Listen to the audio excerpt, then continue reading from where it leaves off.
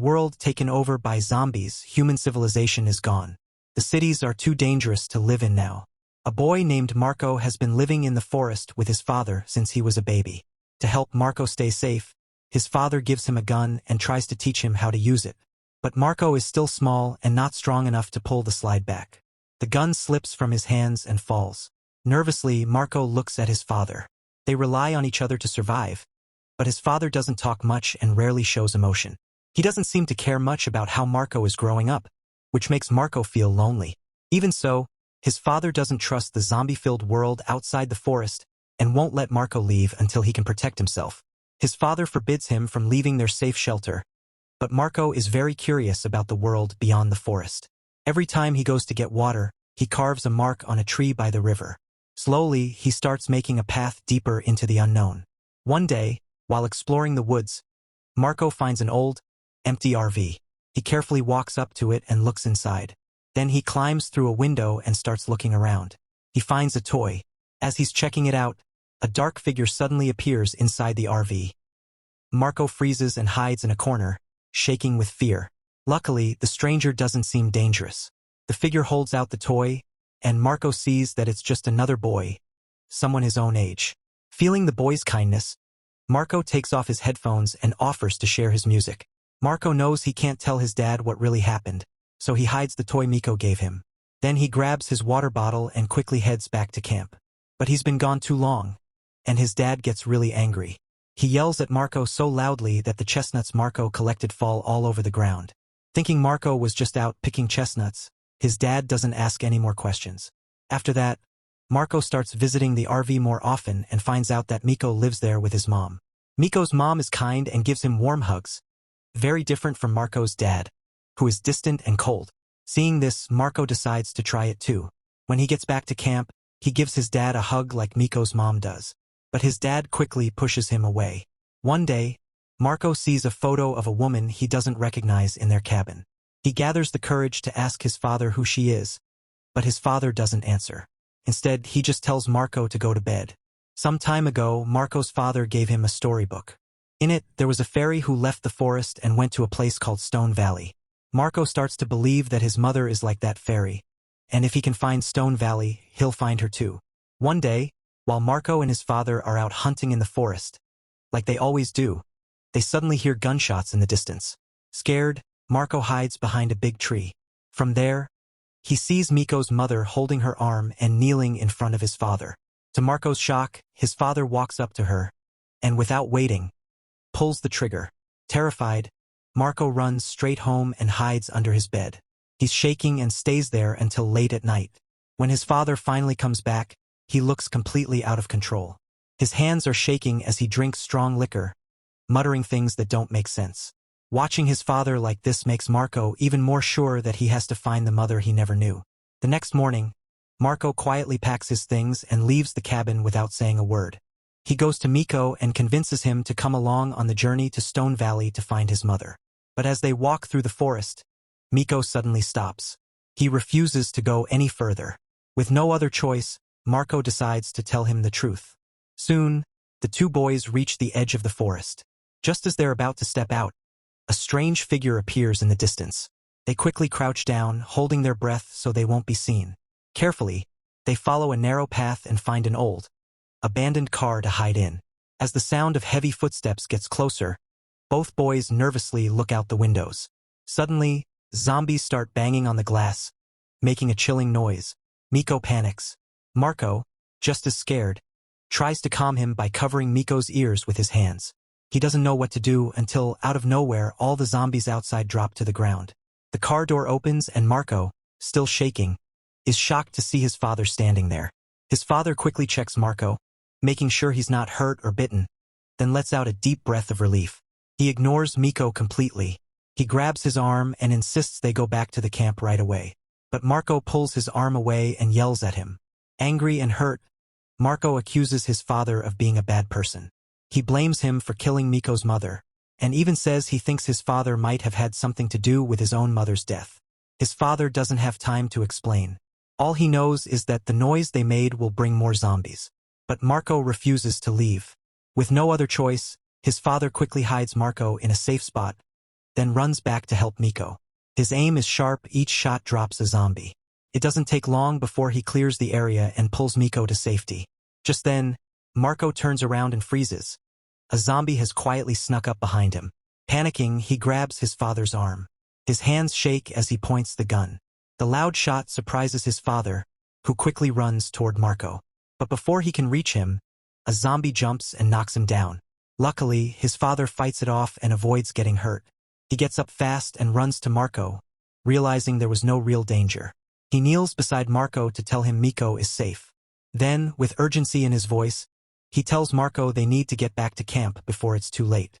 At that moment, his father rolls up his sleeve and shows a fresh bite on his arm. Fear and sadness hit him as he understands what that means. Quickly, he steps away from Marko and chains himself to a nearby tree. Marko, feeling something isn't right, walks over to his father.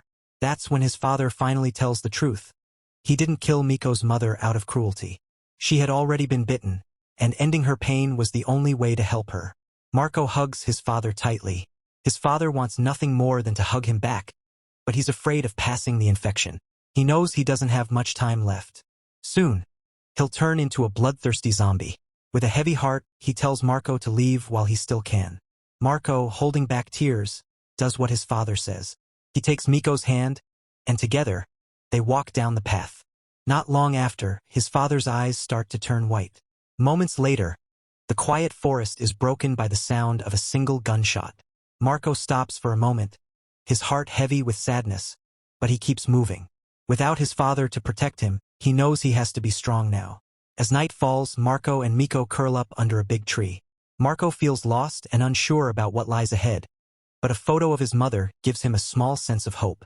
The next morning, they set out again at first light. After what feels like forever, they finally step out of the forest and into a wide open field. They follow a set of train tracks, moving forward, not knowing how far they've gone. Their food is almost gone, but they keep going. Fortunately, they come across a man sitting by the tracks, listening to a radio. The man looks Marko up and down, trying to figure him out. Gathering his courage, Marko asks the man for food. The man doesn't answer right away. Instead, he asks where they're going. When Marko tells him, the man says he wishes he could help, but he can't leave. He explains that he has to take care of several kids in his house. Curious, Marko looks toward a nearby building with barred windows, and then he understands the sad truth. The man's children have been infected and turned into zombies. He can't bring himself to hurt them, so he keeps them locked inside. After eating and regaining some strength, Marko and Marko continue on. Their playful chatter lightens the mood, making the long walk feel a little less lonely. As the sun begins to set, Marko and Marko know they need to find somewhere to spend the night. Soon, they spot an abandoned train sitting on the tracks. It looks like the perfect place to rest. Marko carefully walks up and peeks through a small opening, only to find the train car packed with zombies. Startled, the boys jump back. Thankfully, the zombies are trapped inside and can't escape. Letting out a breath of relief, they quickly move away. But just as they near a village, two armed men suddenly appear and block their way.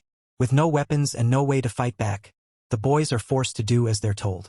The men shove them into a vehicle, and after a tense, silent ride, they arrive at a survivor camp. The leader, John, studies the boys carefully. His expression shifts to shock when he realizes they're both healthy and not infected. John explains that, since the zombie outbreak began years ago, every baby born to survivors has carried the virus. Humanity is on the brink of extinction. Seeing two uninfected boys fills John with a rare sense of hope. He believes they might be the key to finding a cure and saving what's left of the world. But while Marko is calm and easy to manage, Marko is more skeptical and defiant. This worries John. Uncomfortable with Marko's rebellious nature, John eventually gives the order to get rid of him. One of John's men, a bearded guy, is sent to do the job, but he can't bring himself to hurt a child. Instead, he secretly decides to let Marko escape. But Marko refuses to leave Marko behind. When bearded guy refuses to help any further, he sneaks back into the camp alone. After finding Marko, the two quietly avoid the guards and slip away into the night.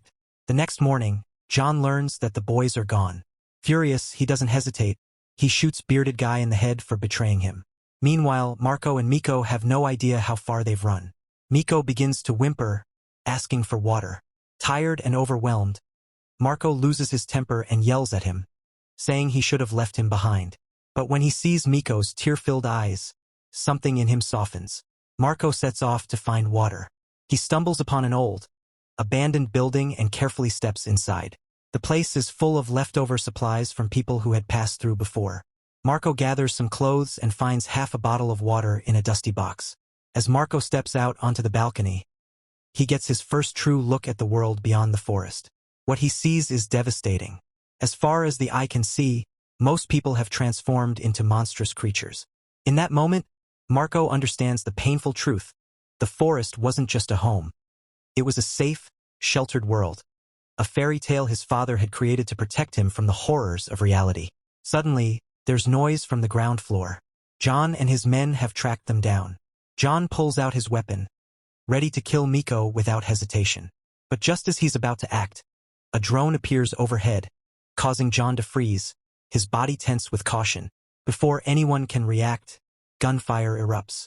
John and his men are instantly hit with bullets as they collapse to the ground. Hidden in the shadows, Marko watches quietly. Soon, two heavily armed soldiers appear. Miko sees Marko and quickly shakes his head, signaling him to stay hidden and run.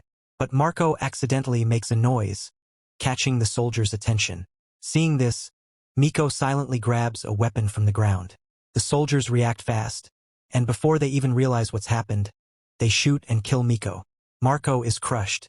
Miko died trying to protect him. Once the soldiers leave, Marko pulls himself together and moves on, still determined to find his mother.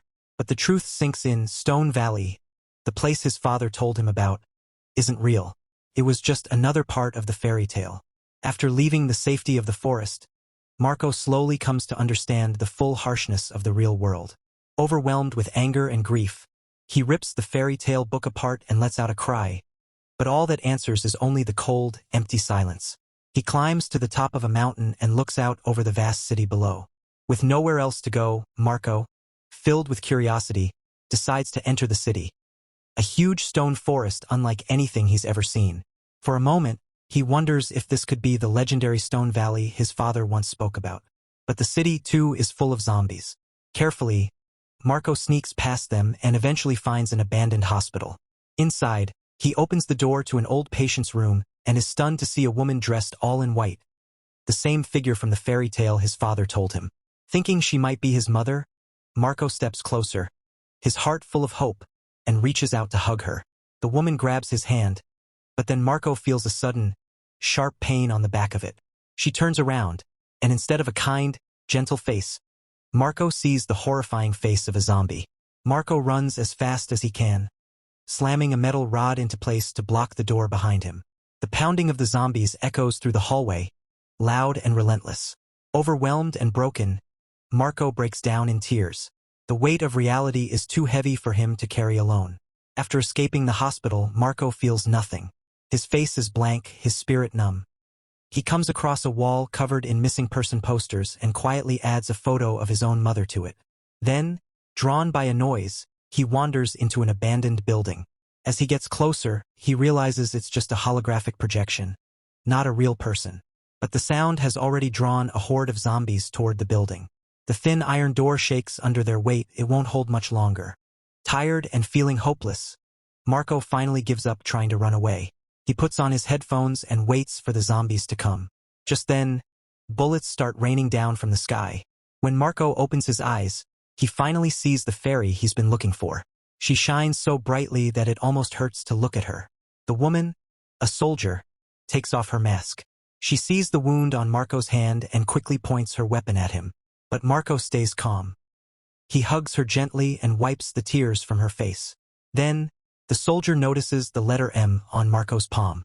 It's a mark that shows he's a post-apocalyptic newborn, someone who is immune to the virus and represents humanity's last hope. Marko takes her hand, and together they walk away from the ruins. If you did enjoy our recap, do give us a thumbs up and share. See you on the next one.